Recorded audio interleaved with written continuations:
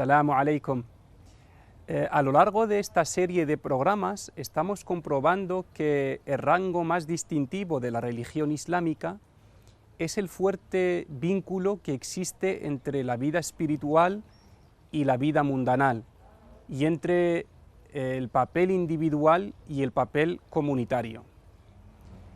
Hoy hablamos de uno de los campos en los que más tiempo pasamos a lo largo de nuestra vida adulta. Puede llegar en algunos casos a ocupar el 50, el 60 o el 70% del tiempo de muchas personas si descontamos las horas del sueño. Me refiero al ámbito del trabajo. ¿Por qué dedicar un capítulo entero al trabajo y las relaciones laborales? Pues por varias razones. Una de ellas es que lo que sucede en el trabajo no se queda allí, en ese espacio, sino que se traslada a otros ámbitos y nos afecta a toda nuestra vida. Las relaciones laborales son, para bien o para mal, un ingrediente importante en la fórmula de nuestra felicidad y nuestro bienestar. Otro de los motivos es que en este ámbito, en el entorno laboral, en el que tanto tiempo pasamos y tantas relaciones desarrollamos, necesitamos de una guía moral, más que en ningún otro ámbito. ¿Por qué? Porque en este ámbito hay mucho riesgo de incumplir deberes, o cometer injusticias, o caer en pecados. También hay muchos intereses, prevalece muchas veces el egoísmo, los intereses personales, y aquí en este terreno es donde más necesitamos de normas, principios, mandamientos. Por eso necesitamos recordar algunos principios islámicos que rigen en el entorno laboral y que regulan las relaciones entre las personas en este gran terreno. El Islam considera el trabajo honrado, que se ejerce para ganar el sustento de manera lícita, un acto de adoración a Dios. Es un esfuerzo que no solo se compensa mediante un sueldo económico, sino que, si se hace bien, será recompensado por Dios con algo mucho más valioso que el dinero. En el trabajo podemos ganar o perder mucho. Podemos ganar o perder muchas hasanat, que es la moneda que vale en el mercado de Dios. Son los puntos que nos suben o nos bajan de nivel en esa balanza divina. Y es lo que decide nuestro futuro eterno. En función de cómo desempeñamos nuestro trabajo cada día y cómo nos relacionamos con las personas que nos rodean, podemos acumular muchas buenas acciones, muchos puntos positivos, muchas hasanat, o muchas malas acciones y por lo tanto muchas sayyiat. Así que el tiempo que pasamos en el trabajo no es un tiempo perdido de nuestras vidas.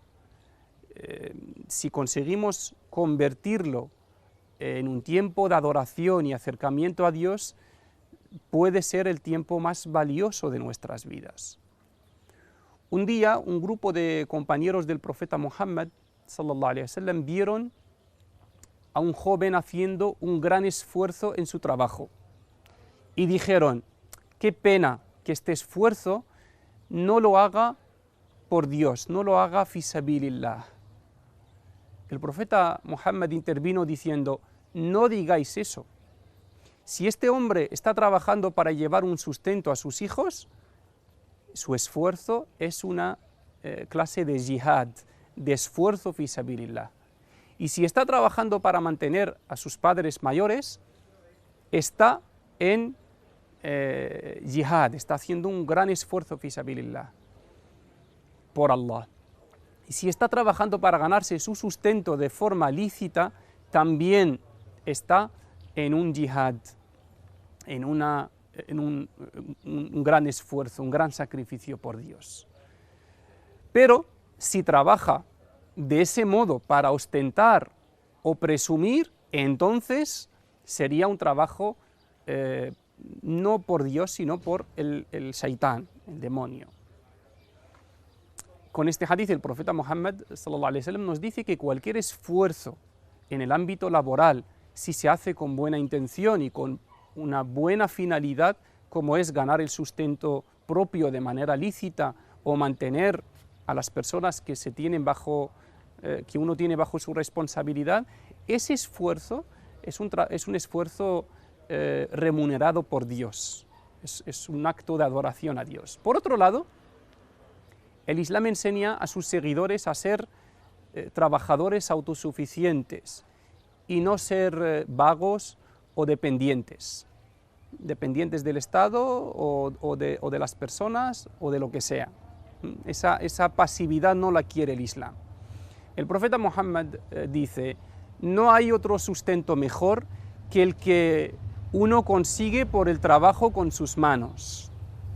Es decir, ninguna otra manera de conseguir un sueldo es tan buena como la manera de trabajar con sus propias manos.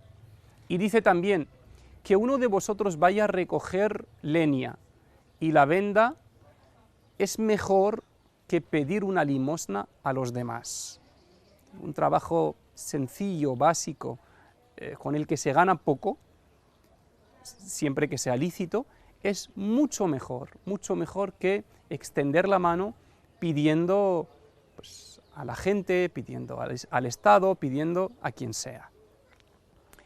En otro hadith el profeta Muhammad dice: la mano superior es mejor que la mano inferior. Es decir, la mano que da limosna, que ayuda, es mejor que la mano que se extiende para pedir, excepto que sea pues, una persona en un estado de extrema necesidad. El gran sabio Abu Hamid al-Ghazali, en su libro clásico Ihya Ulumuddin, dice: se cuenta que el profeta Jesús, la paz sea con él, vio un hombre dedicado a la adoración.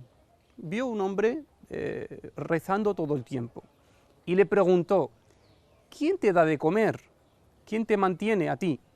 El hombre dijo: mi hermano trabaja y nos mantiene a los dos. El profeta Jesús contestó: tu hermano es mejor adorador a Dios que tú. Es decir, tu hermano entiende el concepto de la adoración, entiende el propósito de Dios y la voluntad de Dios mejor que tú, porque tu hermano le adora a Dios de diferentes maneras, trabajando, rezando, cuidando de su familia, pero el que solo se dedica a una forma de adoración, y en este caso una forma de adoración pasiva, que es el retiro a la espiritualidad, no entiende bien el propósito de Dios. Cuando el profeta Muhammad fue preguntado por el buen sustento, el trabajo noble, el trabajo digno, una buena manera de ganarse la vida, el profeta Muhammad citó dos. Una buena manera de ganarse la vida, citó dos: el trabajo manual, es decir, el trabajo que hace uno con sus propias manos en cualquier campo, y el comercio lícito. Dos. Estas son las dos fuentes que el profeta Muhammad considera buenas o las mejores fuentes para ganarse el sustento. La primera conclusión que subrayamos es que el Islam valora mucho el trabajo e incita a sus seguidores a ser independientes económicamente y a ser buenos trabajadores, y considera que ese esfuerzo en el ámbito laboral es una forma de yihad, de sacrificio, de esfuerzo por Dios y de adoración a Dios, y un tipo de adoración a Dios. Si se hace correctamente, si uno hace su trabajo de forma correcta, y primero consigue ganar su sustento de manera lícita, y dos, consigue una gran recompensa de Dios, consigue el agrado de Dios. Por eso conviene hablar de este tema, conocer bien qué es lo que se permite, qué es lo que no se permite en el ámbito laboral, conocer bien los principios, los mandamientos, las enseñanzas del Islam en este ámbito para evitar errores cuya consecuencia en nuestra vida puede ser muy grave, como por ejemplo traer un sustento ilícito a nuestras casas.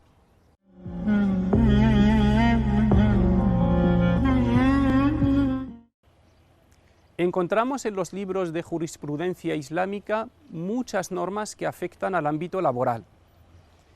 Estas normas reconocen derechos y deberes morales en este campo y orientan a los trabajadores musulmanes para que su trabajo sea del agrado de Dios.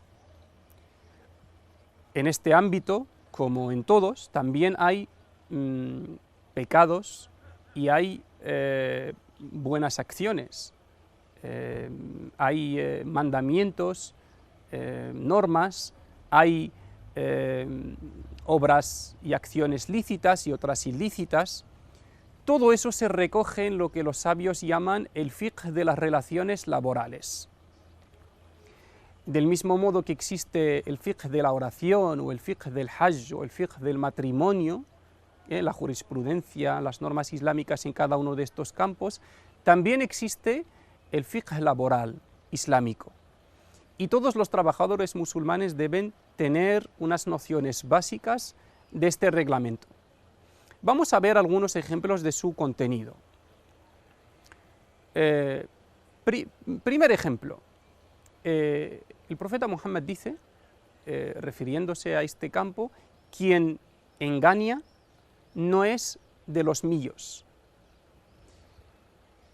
sin especificar a quién, para dejarlo en su forma más abierta y absoluta. Es decir, cualquier persona que engaña a otra, especialmente en el ámbito laboral, en el ámbito de las transacciones comerciales, el profeta Muhammad se desentiende de él, dice, no es de los míos, no es de mis seguidores. Y esto es algo muy grave, muy grave.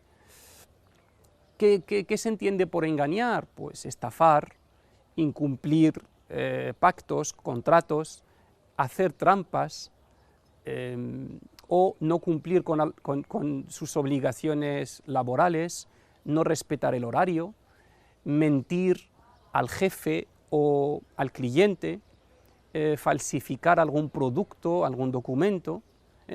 Todos estos se consideran formas de engañar que el profeta Muhammad menciona o cita en este hadith.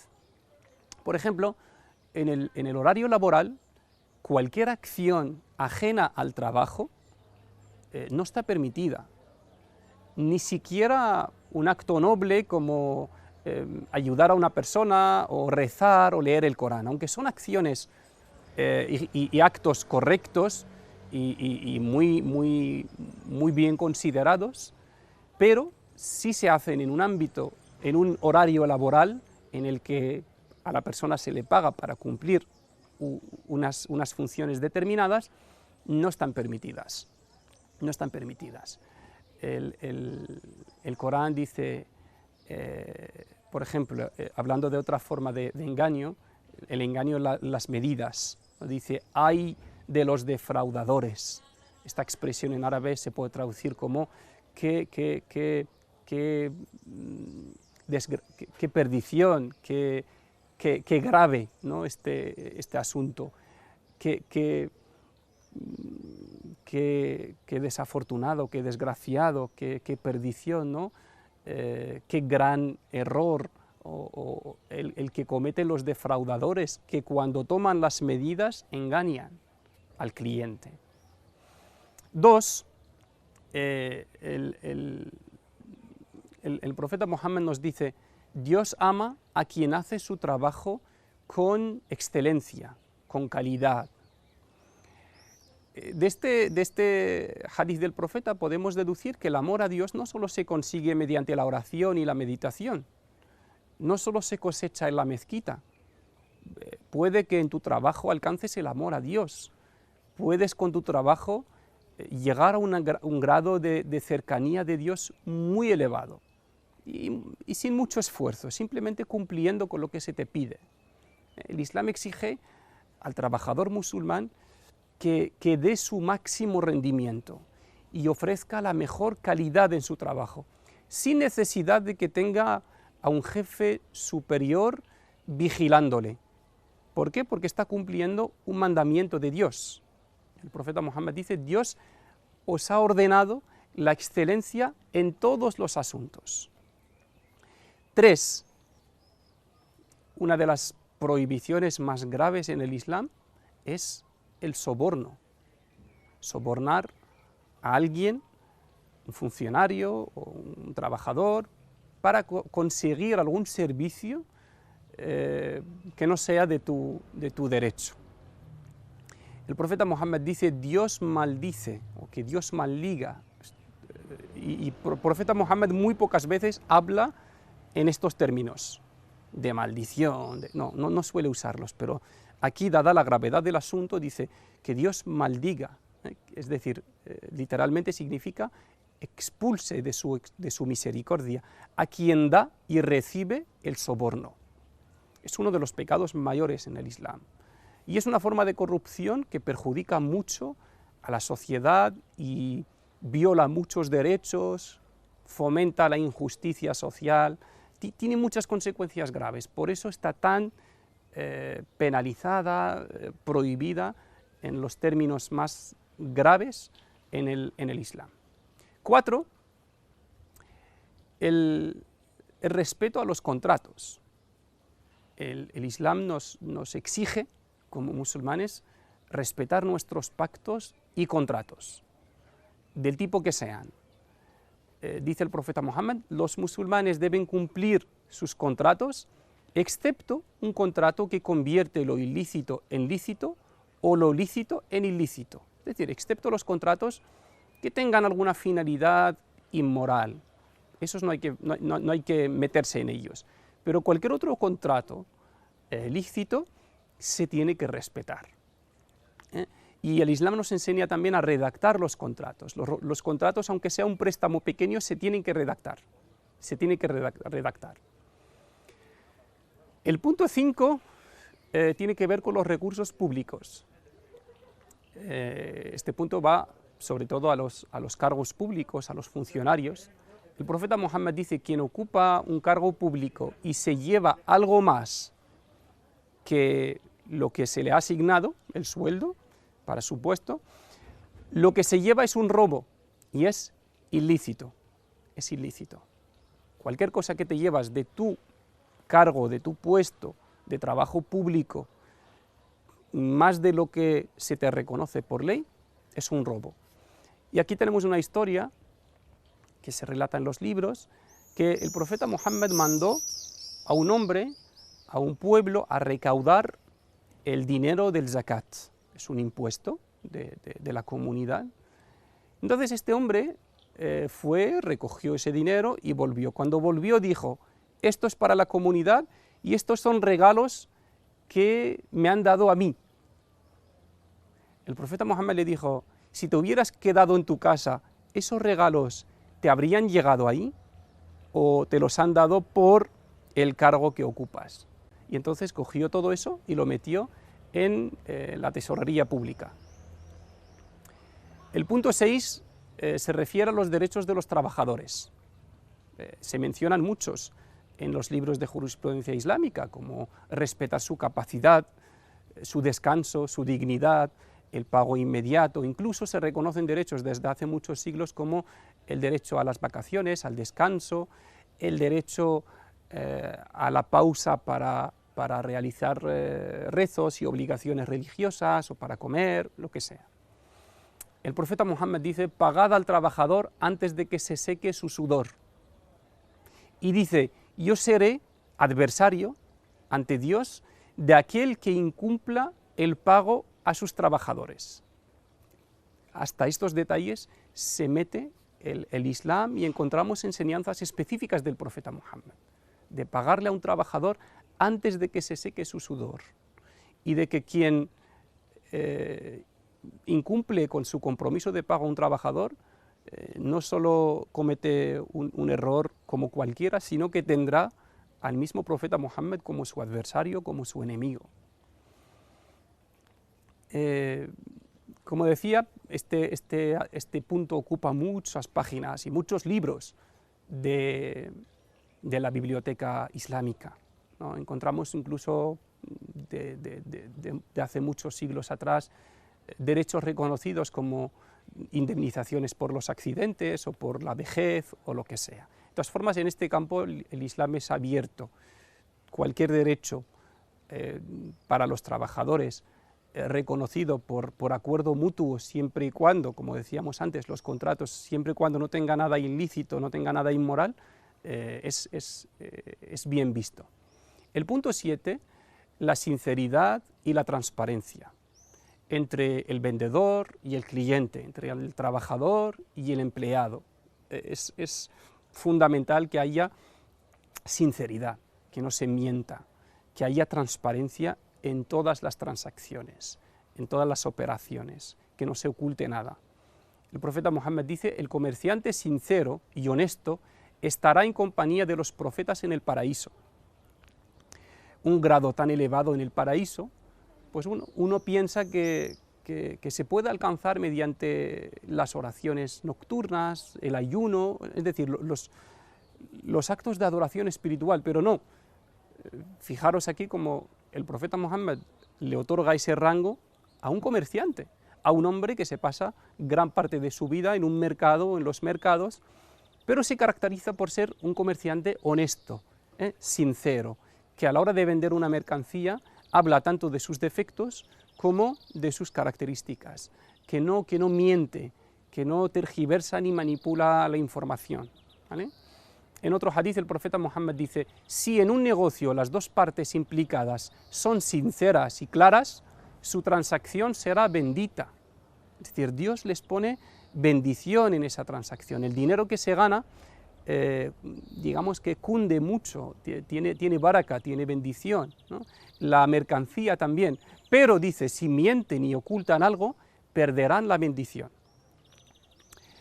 El punto 8, encontramos también en el código laboral islámico que la persona que jura falsamente sobre la excelencia de su mercancía o de su servicio para venderlo, comete un pecado gravísimo. El profeta Muhammad dice: a 3 personas Dios no les hablará el día del juicio, ni los mirará, ni los purificará. ¿Quiénes son? Uno de ellos es el que vende su mercancía jurando falsamente. Así de grave es este asunto. El punto 9, el Islam concreta las actividades ilícitas, las actividades comerciales, laborales ilícitas, como las que tienen la usura, un interés percibido por el préstamo de dinero, los juegos de azar, los robos, cualquier tipo de robo, engaño, el monopolio en el comercio o el comercio de las materias perjudiciales como el alcohol, el tabaco. Todas estas acciones laborales son ilícitas en el Islam y por lo tanto trabajar en uno de estos campos se considera ilícito, está prohibido, y el que lo hace, el dinero, el sustento que gana también es ilícito. Encontramos aquí también, en este mismo ámbito de las relaciones laborales, comerciales, el concepto de zakat, ¿no? El pago de zakat, la obligación de pagar el 2,5% de las ganancias anuales a las personas necesitadas. El zakat tiene 2 significados, uno la purificación y otro el incremento.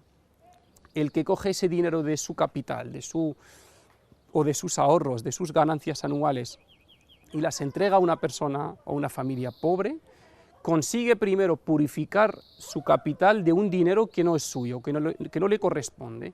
Segundo, consigue incrementar su dinero.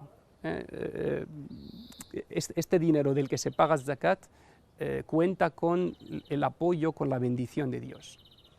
El punto 11, una de las condiciones en las relaciones laborales comerciales es el buen trato, el trato amable. El profeta Muhammad dice que Dios bendiga a quien actúa con amabilidad, tolerancia, cuando vende, cuando compra, cuando paga o exige una deuda. En este entorno, el que actúa con amabilidad y con tolerancia cuenta con esta súplica, con este dua del profeta Muhammad. El punto 12, otra de las recomendaciones es facilitar el pago y las deudas, facilitar a las personas endeudadas, a las personas necesitadas, ser flexible. Dice el profeta Muhammad: Dios perdonó a un hombre todas sus faltas, porque era un comerciante y decía a su trabajador: si viene un cliente y tiene dificultad para pagar, hazle facilidades, tal vez Dios nos facilite nuestros asuntos. En un ámbito muy materialista y marcado por el egoísmo puro y duro, el Islam implementa estas normas y estos mandamientos éticos para convertirlo en un ambiente saludable, respetuoso, solidario, honesto, transparente y sobre todo justo.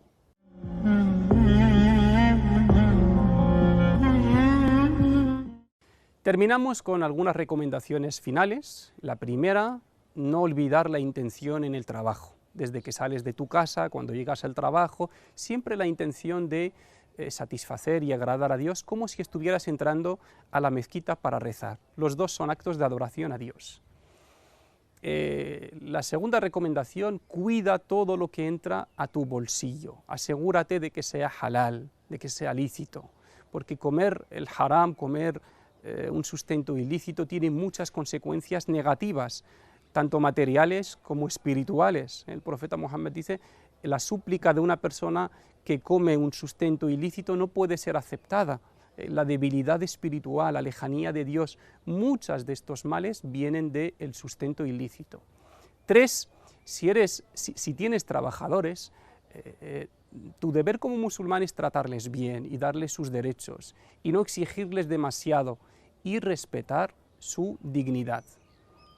Si eres un trabajador, haz tu trabajo del mejor modo posible, porque antes de hacerlo por tu empresa, por tu jefe, lo haces por Dios. Esto me recuerda una historia. La mujer del profeta Muhammad, Aisha, antes de dar una limosna, solía echarle perfume a la moneda. Y le dijeron: ¿por qué? Dijo: porque esta moneda, antes de llegar a la mano del pobre, yo la dejo en manos de Dios. Lo mismo, el trabajo que hacemos antes de entregárselo a la empresa se entrega a Dios como un acto de adoración a Él. Si eres un funcionario público, ten mucho cuidado de la prevaricación, de coger algo que no te corresponde, porque puedes escapar de la justicia mundanal, pero no podrás escapar de la justicia divina. Dios te ve y te vigila en todo momento. Si eres un comerciante, la honestidad es tu mejor capital. Para que tu dinero tenga bendición y sea de beneficio para ti y para tu familia, vende con honestidad y con sinceridad, aunque sea ganando menos. Bueno, con estas recomendaciones terminamos este capítulo dedicado a las relaciones laborales y comerciales. Espero que sean de utilidad y hasta mañana, inshallah. Assalamu alaikum wa rahmatullahi wa barakatuh.